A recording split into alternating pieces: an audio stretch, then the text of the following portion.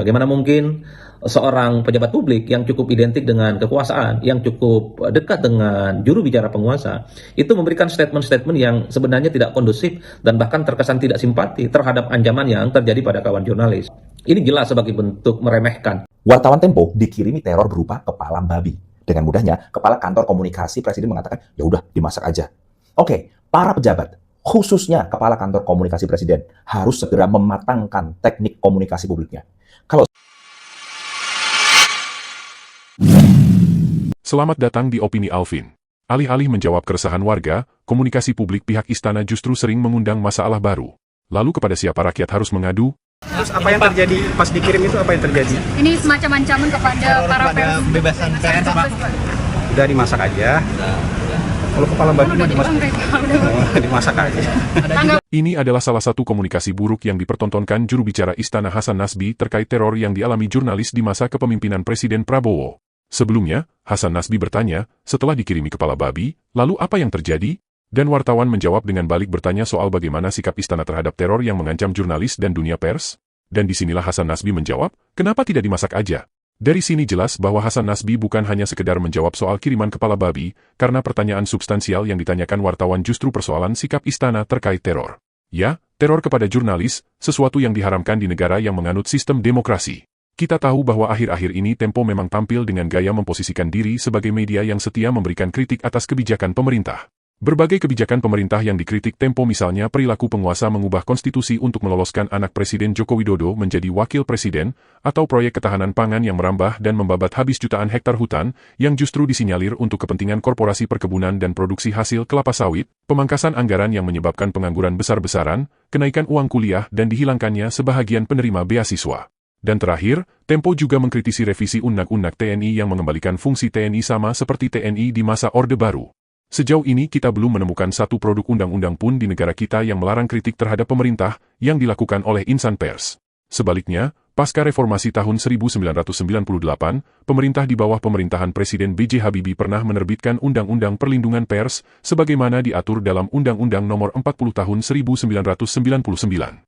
Undang-Undang Pers menetapkan bahwa kemerdekaan pers adalah salah satu wujud kedaulatan rakyat, dan oleh karena itu pemerintah wajib memberikan perlindungan yang mendasar, menyeluruh, dan profesional terhadap profesi wartawan.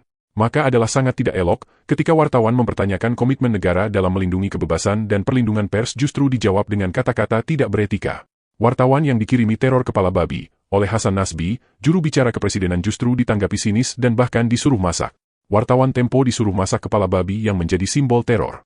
Terlepas dari buruknya komunikasi juru bicara kepresidenan dalam menyikapi suatu persoalan, Hasan Nasbi harus tahu bahwa sebahagian besar wartawan Tempo adalah penganut muslim taat yang saat ini sedang menjalankan ibadah puasa. Maka jangankan untuk diminta masak kepala babi, bahkan makanan halal pun yang dikirim sebagai simbol teror tentu bukan pada tempatnya untuk dinikmati. Teror adalah teror, sebuah aksi yang ditujukan untuk mengintimidasi atau menakut-nakuti si penerima teror. Maka apapun bentuk teror yang kirimkan, semuanya adalah simbol kebencian, upaya menebar permusuhan yang jelas-jelas tidak sejalan aturan negara maupun agama.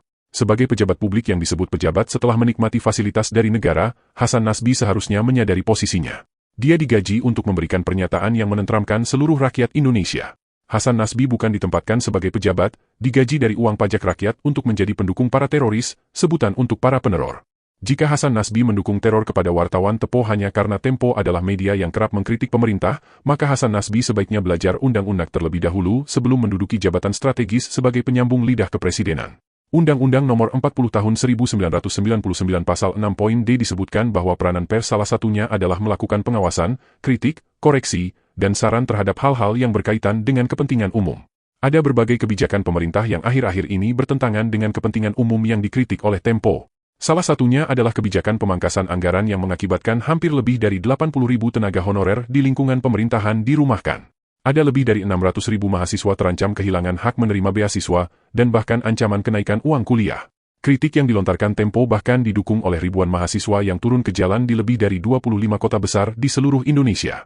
Andai saja bukan karena peran media, akan ada jutaan rakyat Indonesia yang akan diabaikan haknya, yang tidak mungkin diperjuangkan oleh wakil rakyat di DPR, karena para anggota DPR adalah anggota partai yang sudah mengikatkan diri akan mendukung apapun kebijakan pemerintah. Maka saat ini, rakyat kecil hanya bisa berharap pada media sosial sebagai media penyeimbang agar kebijakan pemerintah tidak hanya berpihak menguntungkan satu golongan tertentu. Dan Tempo adalah salah satu media yang paling aktif memperjuangkan kepentingan masyarakat kecil, kepentingan adat dan rumpun masyarakat tradisional yang diabaikan negara. Semua aktivitas jurnal Tempo selalu dilandasi dengan fakta mendasar di lapangan. Dan oleh karena itu, penyampaian media Tempo benar-benar adalah kritik yang berlandaskan fakta, bukan sekedar asumsi liar. Dan cara penyampaian kritik seperti ini jelas-jelas dijamin oleh undang-undang.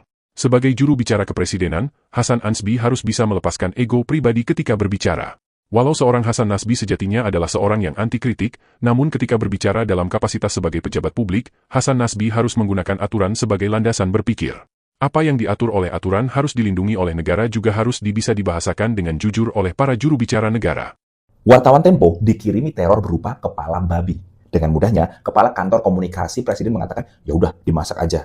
Oke, para pejabat, khususnya kepala kantor komunikasi presiden, harus segera mematangkan teknik komunikasi publiknya. Kalau saya di posisi beliau, saya akan mengatakan seperti ini. Satu, bahwa pemerintah itu pro-demokrasi. Jadi, pers adalah bagian dari demokrasi dan akan dilindungi sekuat tenaga oleh pemerintah.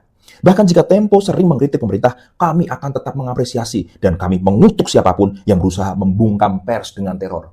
Kepada siapapun yang berniat merusak demokrasi, pemerintah akan dengan tegas memprosesnya. Nah gitu.